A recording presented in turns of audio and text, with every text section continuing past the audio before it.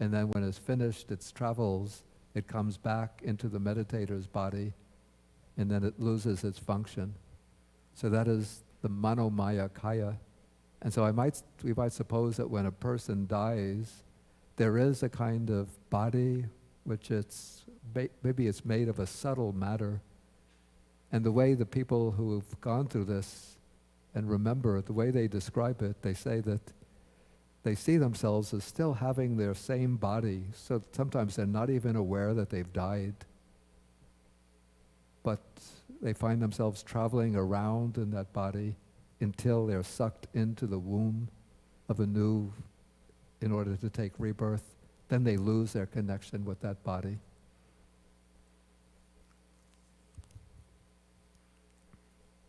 Okay, is the person who is reborn in the new life the same person or mind consciousness as the one they remember before they died in the previous life?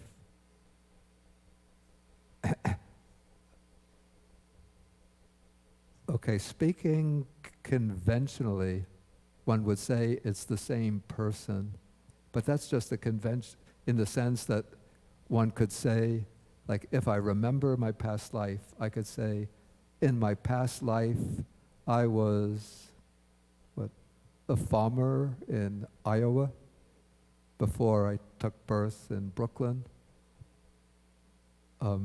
So I could use those terms. I was the same person. That was me in my past life. But that's just the conventional way of speaking. But in terms of what actually occurs sort of at the level of dharmas, there is a stream of consciousness that is a succession of moments of consciousness, always arising and passing away.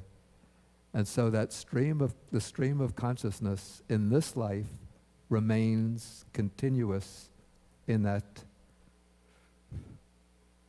all of the events that took place from birth up to the present are occurring on the basis of this physical body.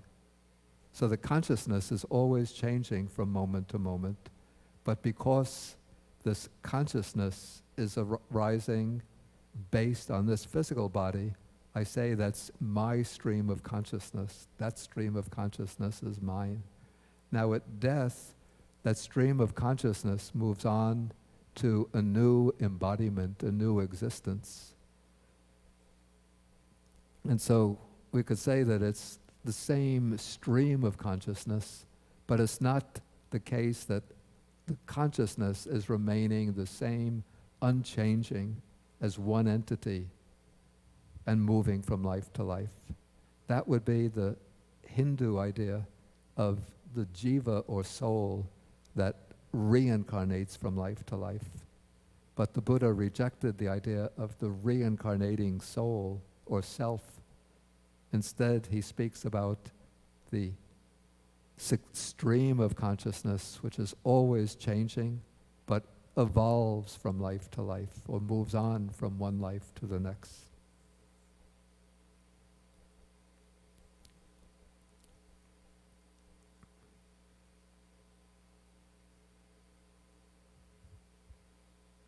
Okay, karma has been liberally misused to explain bad things that happen to people, including systemic oppression based on race, gender, class, sexual orientation, and so on.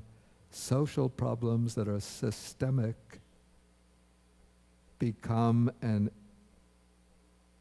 individual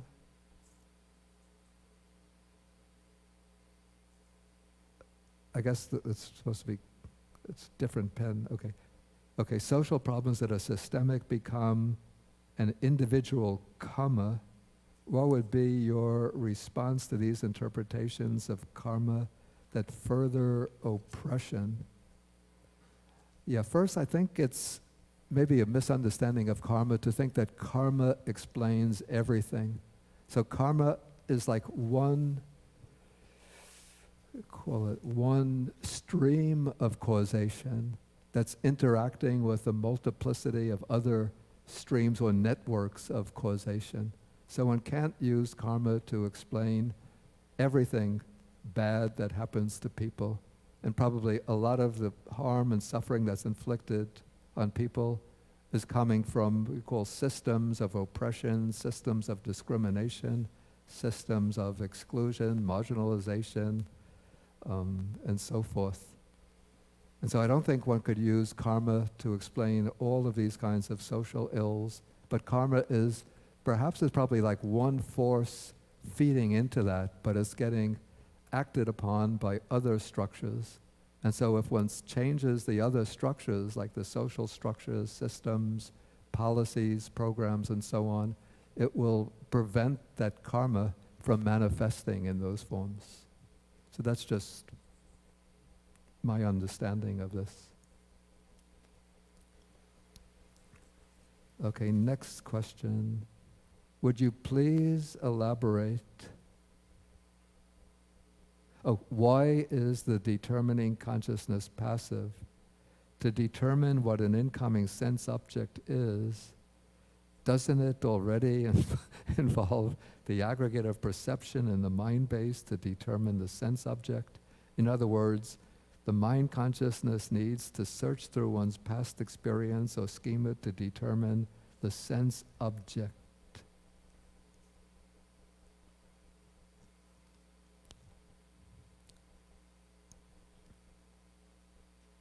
Yeah, this gets really complicated. Okay, let's say that the function of the determining consciousness in that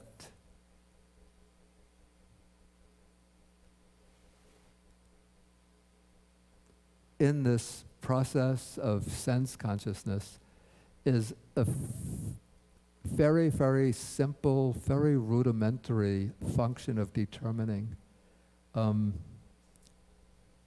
It's almost like the barest determination of the nature of the object. And it does, certainly it involves the aggregate of perception to determine the sense object.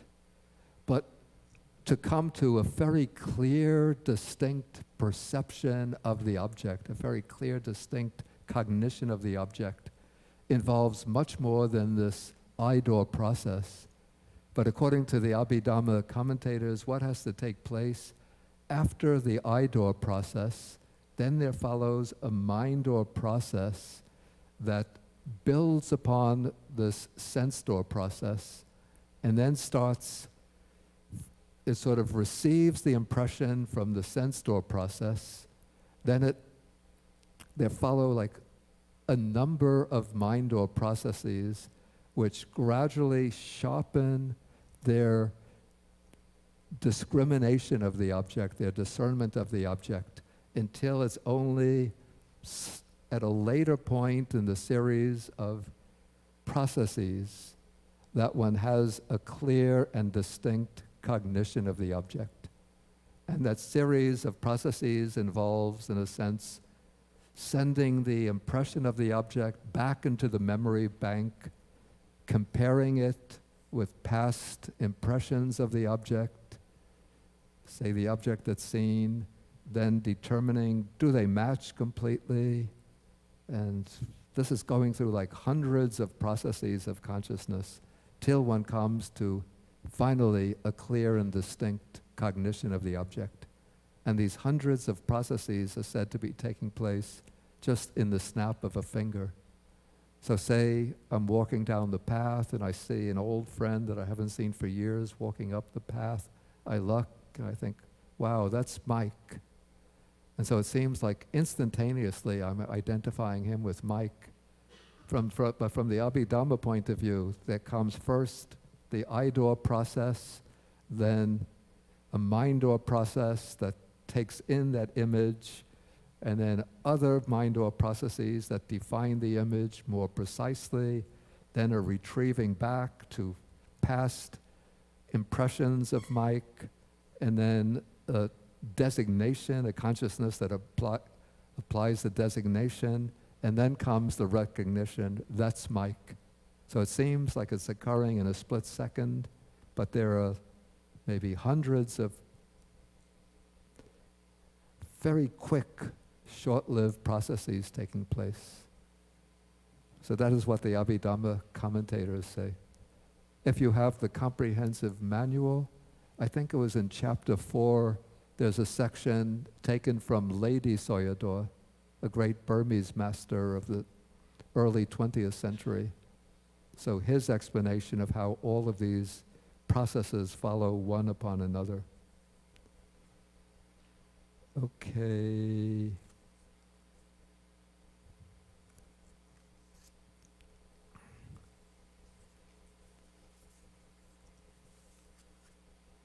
Okay, these are all done. I think these are new ones.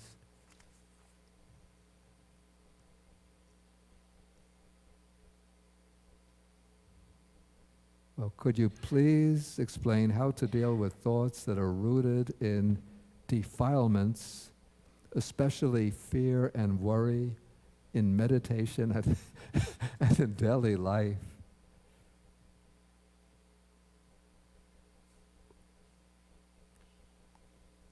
Yeah, this really takes elaborate explanations because you have to go through what are the different defilements and how to deal with them.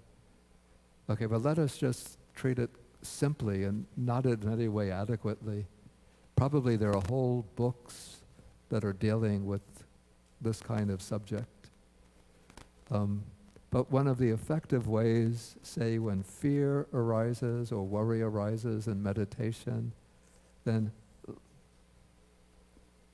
take the fear and look at it as an object of the mind, or the worry, look at the worry as an object of the mind. And just when you turn it into an object and just identify it, then it starts to lose its force. If that doesn't work, then you start inquiring, why is there fear? Why is there fear? Is there really anything to fear? And one thing what one could use, and it's a little bit difficult, but with skill one could do it, is apply the idea of non-self to the fear, even if you haven't realized the ultimate meaning of non-self. But just think, what is this here that's afraid? It's just 5 aggregates. So why should there be fear? Just whatever happens, even if the worst thing happens, it's happening just to 5 aggregates that are not mine, not I, not myself. It's not that this is an instantaneous way to overcome fear, but it's a way to sort of cut at the root of fear.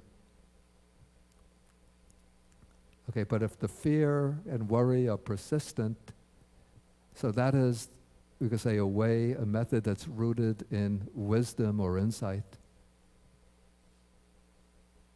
But if the fear and worry are persistent, if one has taken the refuge in the 3 jewels, then you can just entrust yourself to the 3 jewels and think, I've entrusted myself to the Buddha as my refuge.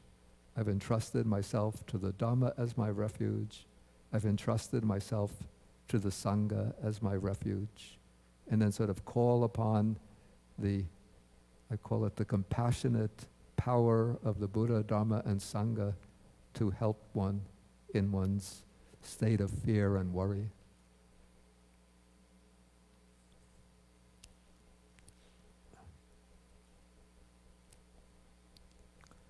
Okay, in the Abhidharma system of the later Yogacara school, there is a concept called the alaya consciousness, which means the storehouse consciousness. That seems to correspond to and to resonate with the concept of bhavanga. Is that correct, or what is the difference? Yeah, there's actually certain similarities between the alaya the alaya consciousness and the bhavanga. And in fact, it's a Sangha who was pretty much the founder of the Yogacara school. In one of his treatises, he says that which we call the alaya is what the southern school, the Sri Lankan school, calls the bhavanga. So there's a similarity in the respect that both are that represent that subliminal passive flow of consciousness. There are certain differences, but it's a big job to elaborate them. And I'm not an expert in any way in the Yogacara philosophy. So I just don't have the expertise to elaborate the differences.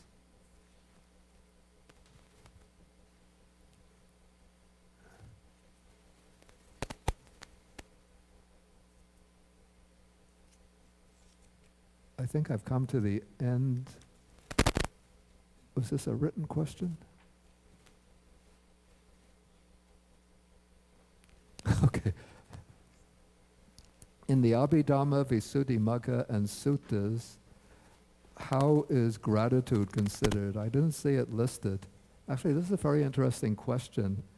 And it's occurred to me with quite a number of, call this mental qualities, that we just don't find, for some reason, we don't find them mentioned in the Abhidhamma system.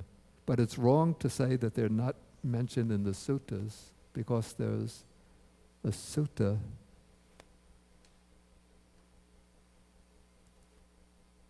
No, that's different.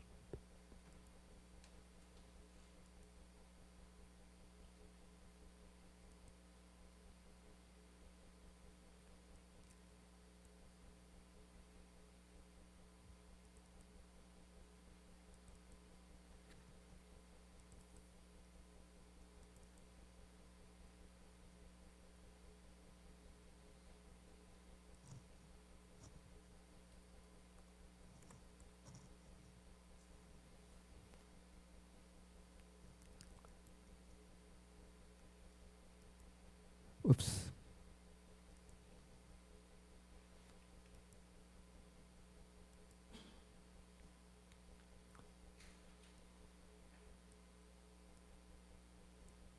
Okay, here the Buddha says, I will teach you the plane of the bad person and the plane of the good person.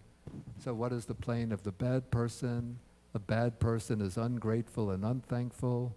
And what is the plane of the good person? The good person is grateful and thankful, for gratitude and thankfulness are extolled by the good. Gratitude and thankfulness belong entirely to the plane of the good person. And then in the well-known popular Mangala Sutta, I think you've been reciting it every day at this retreat, it's mentioned as one of the blessings. Garavocha nivatocha santuticha katanyuta. Katanyuta is gratitude.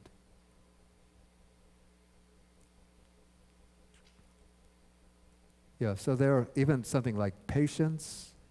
We don't find patience in the list of dhammas of the Abhidhamma. So, in my opinion, the list of the mental factors in the Abhidhamma, it's not really, it shouldn't be taken as a complete list of all the mental states possible for human beings. And even of those that are important in Dhamma practice, I mean, I could think of a dozen that we don't find mentioned in the Abhidhamma itself. It really, I have to say, it seems like an oversight on the part. Or maybe they just wanted to take a selection of factors. I don't know the reason. If I were to make up my own list of mental factors, it would turn out probably to be quite different from that in the Theravada Abhidhamma. In fact, if you look at I did this last year, but it was we had the Abhidhamma program on the list of mental factors.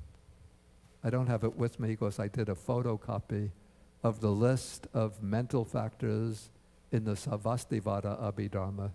And they have a lot of factors that are not included in the Theravada list of mental factors. Okay, so now we can take some questions. Okay. Okay, you have to take the microphone. Yeah. Okay. Just one quick question regarding your last discussion about the mental factor not included in Abhidhamma. Yeah. Is Compassion is included in the list of Chaitasikas. Oh. Yeah, the four, but this is an interesting, for me, a problem with the Theravada list of dhammas, mental factors. Okay, the attempt is made to include the four Brahma-vihara qualities: loving kindness, compassion, altruistic joy, and equanimity. But it's said that, you see, metta, loving kindness, is not included as a distinct mental factor. Kindness is the same as non-hatred. Non-hatred is one of the mental factors. But non-hatred is said to be present in every wholesome mental state. So if I'm practicing, say, mindfulness of breathing, being attentive to the breath, being mindful, breathing in, breathing out, that's a wholesome mental state. And so for that reason, non-hatred is present in that mental state. But when I'm mindful of the breath, I don't have the quality of loving kindness present in the mind at that time. So there seems to me to be a difference between actual loving kindness when I'm wishing, may beings be well, may they be happy, and just the absence of hatred. And yet for the Theravada Abhidhamma, not loving kindness is just a mode or aspect of non-hatred. So that seems to be an imperfection.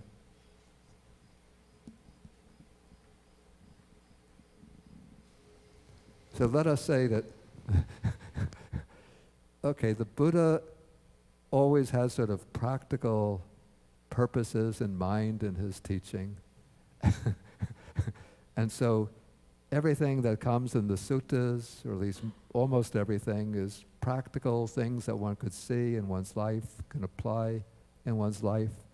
But in the Abhidhamma, the attempt is made to be very systematic and very complete. And so it has the virtue of precision and detail.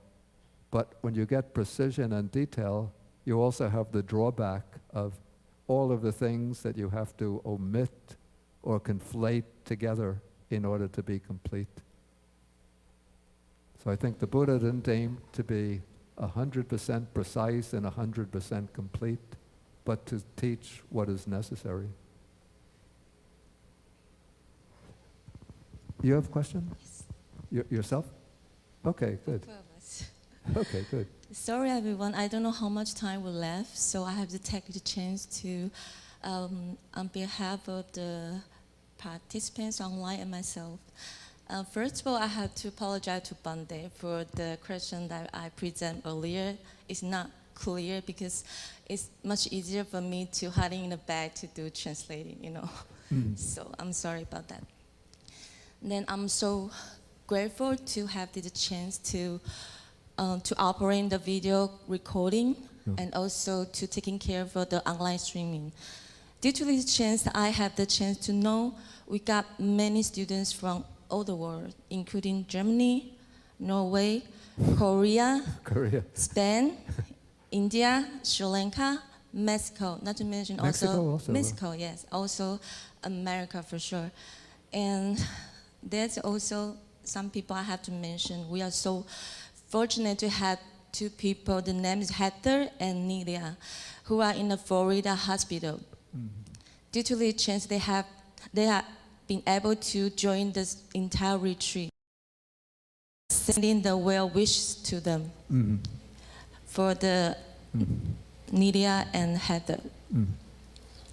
And I have to say, this is not an easy job because I had to concentrate for both the lecture and the job I taking care. So I'm not fully understanding what you give in the lecture. I have to confess. So it's also very difficult for me, like my background. I grew up from the Chinese Buddhism family. Yeah, but I think we are so fortunate to have this chance because I believe we both of, I think every of us have the uncountable good deeds and good deeds, and wholesome karma. That's why we can gather here to listen to this lecture. Yeah. the Super Dharma, Abhidhamma. Because recently I always had the verse in my mind. I don't think that's suitable to present to you by the end of this time, because usually in Chinese Buddhism we recite it before the sutra. There's a verse to open in the sutra. But I want to say it as my vow to this Abhidhamma. Yeah, so I have to say, I truly believe this unsurpassed, profound, and wonderful Dharma. It's really to encounter, even in hundreds and millions of years. Now I have the chance to see, read, and hold it. I vow to fathom the Tathagata's true meaning, for sure. Thank you, Bande. I could not thank enough to you. Okay, You've thank you. been giving the lecture, non-stop lecture, like 3 days. Thank you so much. Okay, Thank you. Thank you. I'm not sure that we finished with the... Does anybody have any questions remaining? Okay, no more questions. Oh, somebody does, yeah.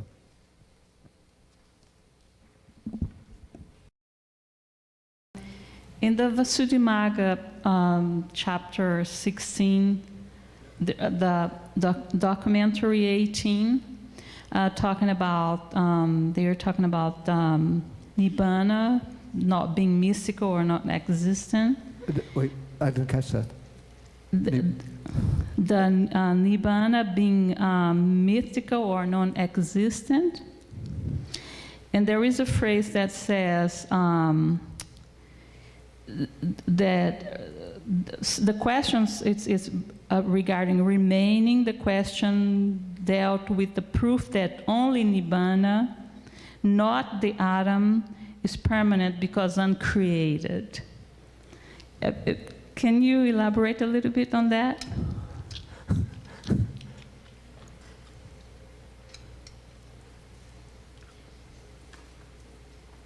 Okay, what was the section number? A documentary 18 and it's a commentary 18 and it's page 523.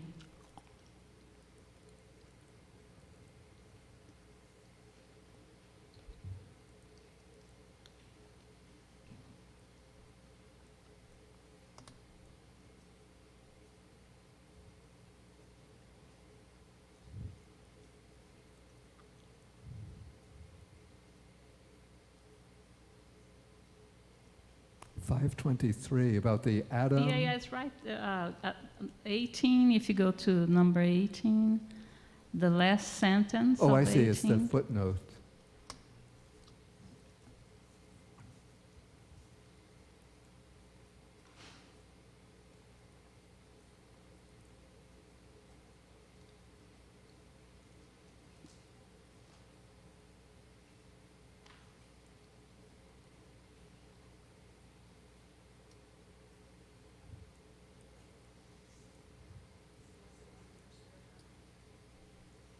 Did somebody see it?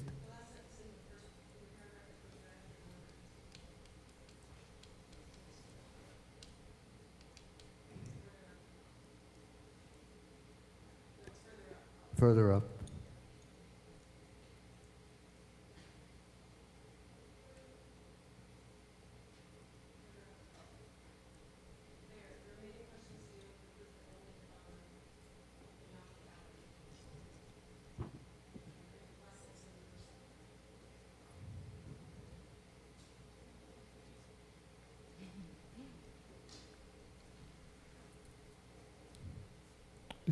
It's in the footnote.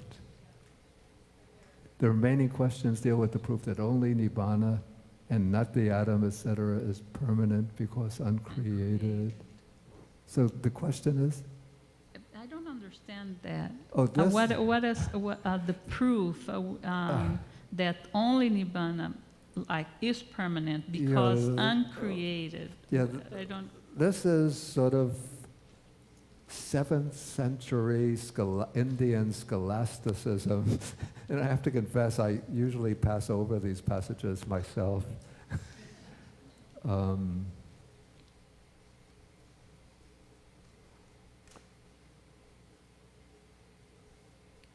And anyway, he doesn't include those passages here. Venerable Nyanamoli, who wrote this footnote, he just says the remaining questions deal with the proof that only Nibbana and not the atom, etc., is permanent because uncreated. I don't know he doesn't include the proofs there, and they're very difficult. It's done in a very difficult scholastic style of argumentation. So I don't think we really have to bother with that.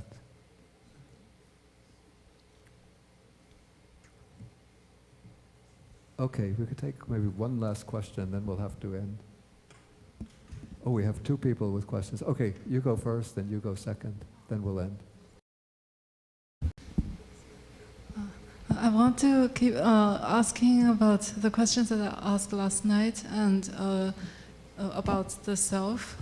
If the Buddha is, let's say, rejecting the meta self, that is like the receiving end of the senses and of the feelings in the mind, and he's also rejecting the self that is used to just to refer to oneself, then what is left? No, he's not rejecting the self the idea of self that one uses to refer to oneself. You could say that one could use the word self to refer to oneself as a person distinct from other people. That is quite acceptable. It's just the problem is that the word self then becomes an object of grasping with the physical self. But when you refer to oneself as a person distinct from other people, oneself as an individual with certain tasks to perform, with certain qualities, personality, and so on, there's no problem with that. So what does he like? What should one identify oneself with? It's the things you just said, right? So.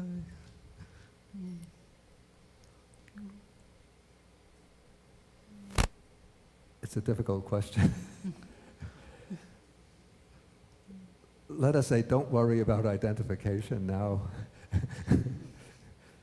But you can use the reflection on anatta, on non-self, to look through. You could do this sort of as a daily practice, going through each of the 5 aggregates, taking bodily form, this is not mine, this I am not, this is not myself, the feelings, perceptions, volitional activities, and even the consciousness. Just reflect on each. This is not mine, this I am not, this is not myself.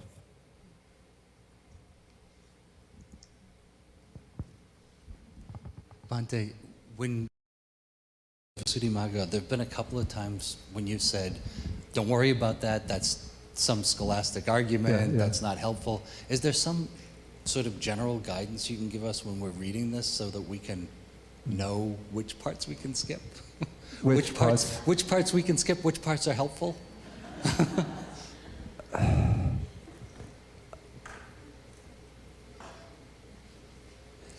I would have to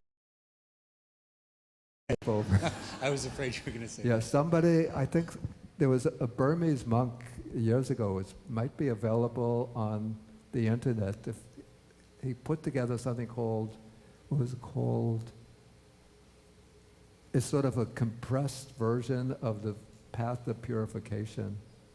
So he just took the essential, the valuable passages and left out a lot of the elaborations and word derivations and scholastic elaborations, and just kept sort of the essential parts. Yeah, somebody should do that. Okay, one more, then we'll have to stop. One more, then we'll have to stop. Actually, I just had a comment to your. I wonder, I remember at some point becoming afraid because I was wondering, well, if there's no self, then what is there? Yeah. And what helped me was to understand that there's conventional reality and ultimate reality. And that in conventional reality, there is the self, as you mentioned. Yeah. It's totally fine to refer to ourselves because we have an intersubjective understanding of reality. But in ultimate reality, the self is just part of all the causes and effects. That's how I've come to understand it. Yeah. What is your thought on that? Yeah, what one could say is that you use the term ultimate reality, that word ultimate reality, but let us say at the level of actuality, there's this conditioned personality which is constituted by a multiplicity of factors that are impermanent, always changing, unstable, without any kind of lasting essence. And so, the skill that's needed is to balance these two levels of functioning as a person within one's network of relationships and one's community, society, and the world, functioning effectively, while at the same time recognizing that there's no ultimacy to my identity, that the sense of personal identity is just a conventional label. And that frees one from a lot of the baggage that we load upon ourselves, especially in this culture with the strong stress on the individual, the value of the individual. And so we then take so much weight upon ourselves. Okay, I think we'll have to end the presentation for the day. And we usually end with the sharing of the merits. Yeah, but before this, my folder, perhaps it's still over by that other, where we gave the refuges.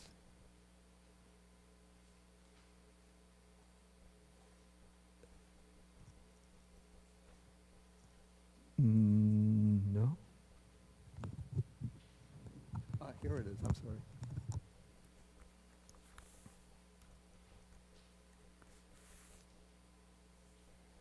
Yeah, before we end, there's something I want to mention, and that is that I have an organization called Buddhist Global Relief that, together with some of my friends and students, we established now 10 years ago, which has the purpose of addressing the problem of chronic hunger and malnutrition around the world.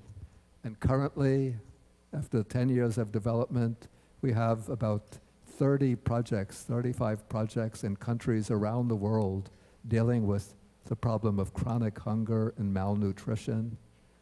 Projects that provide hungry people with access to food, which provide especially women opportunities for right livelihood, provide girls and other poor children the opportunity to go to school. Our main way of getting funding is through an annual walk to feed the hungry. And the walk takes place every autumn in generally about 10 locations around the United States, coast to coast. General area, the tri-state area, there will be 3 walks this autumn. The main walk that we have nationally is the walk in New York City. And that will take place this year, the last Saturday in October. That's October 27th. And that takes place in Riverside Park, 79th Street entrance, Riverside Park.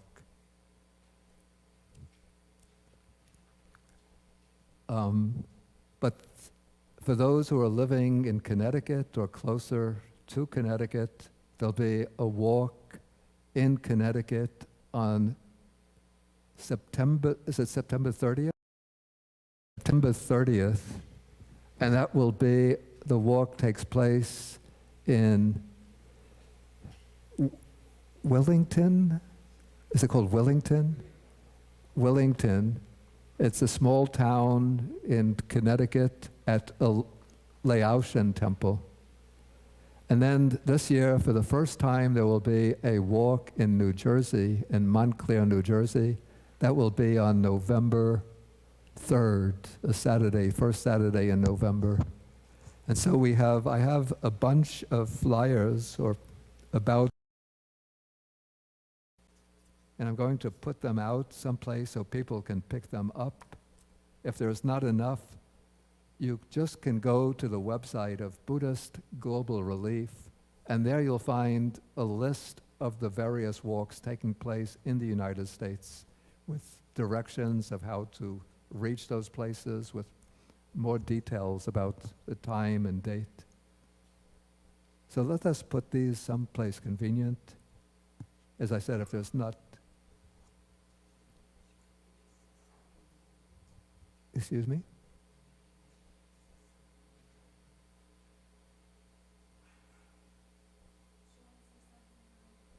You want to say something important relating to this?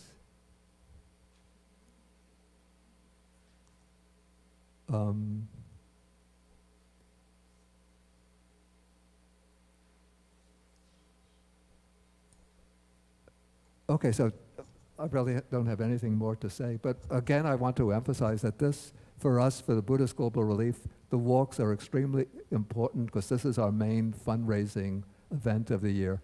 And through the website, our Buddhist Global Relief website, you find the opportunity to put up a fundraising page of your own.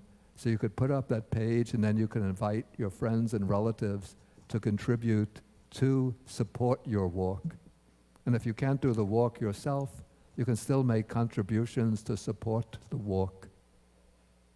And this walk, as I said, it's our main fundraising event, and the funds are used very carefully to support these projects, which are helping thousands and tens of thousands of people around the world to emerge from extreme poverty and to find opportunities to live a dignified life, to earn a living, to go to school. Even we have girls who come from the poorest level of society in Cambodia, India, who are going to school, getting their high school degrees and going on to college and university. And that's made possible through the funds collected through these walks.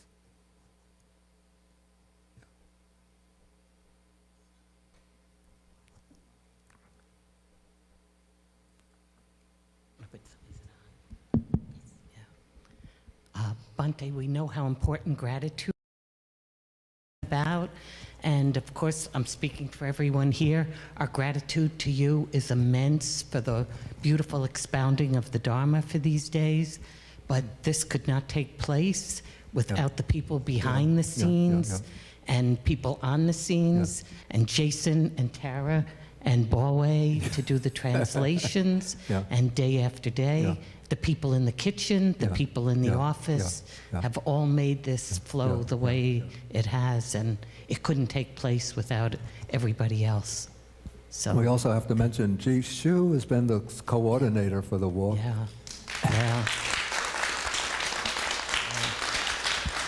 And she's been busy for a couple of months now, sort of getting all of the applications. And she's been assisted by a number of the other nuns. Yeah, so we're going to do now the final sharing of the...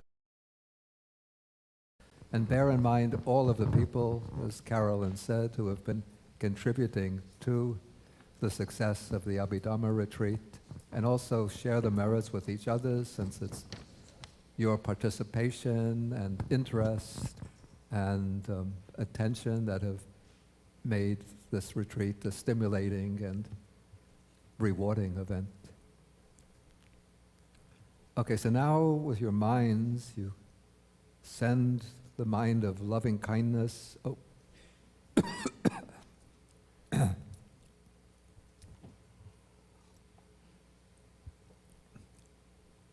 over the world, and then I will recite,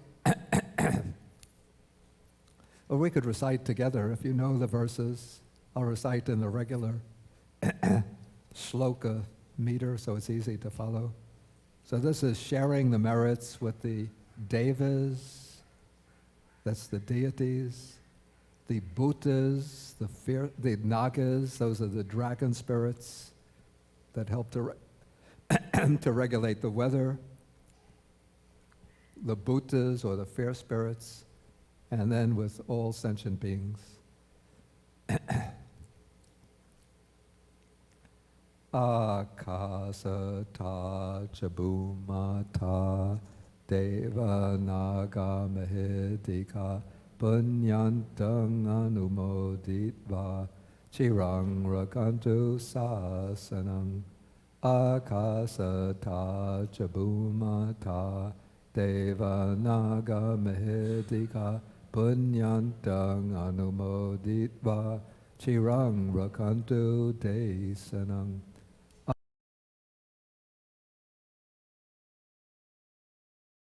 Naga Mahedika Punyantang Umoditva Makantu Mang Parang Etavata Cha Amhehi Sampadang Punya Sampadang Sabbe Deva Anumodantu Sabba Sampatti Siddhya Etavata Cha Amhehi Sampadang Punya Sampadang Sabbe Bhuta Anumodantu Sabba Sampatti Siddhya Etavata Cha Amhehi Sampadang Punya Sampadang Sabbe Sata Anumodantu Sabba Sampatti Siddhya Bhavagopadaya Avicci Hetato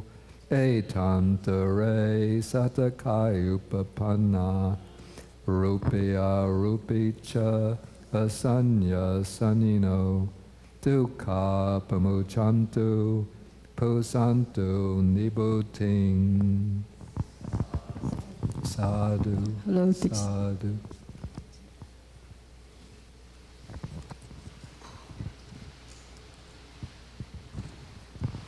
Okay, and then we end with 3 half bows to the Buddha. But after we end, please remember that there's a cleanup job. Prior Venerable Hong Jun, she will give instructions on the cleanup job.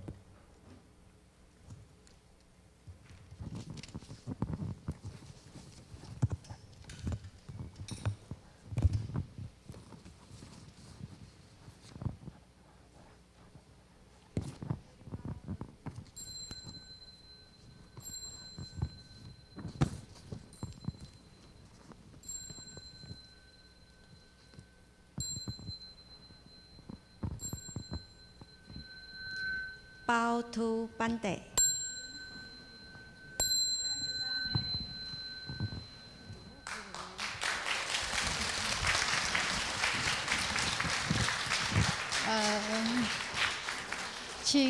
请班长出来一下哈，姐。Thank you, Bante.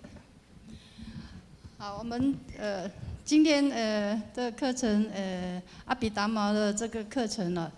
应该是阿毗达摩延续营这个课程终于圆满结束了。First, I would like to congratulate everyone that our retreat, study retreat,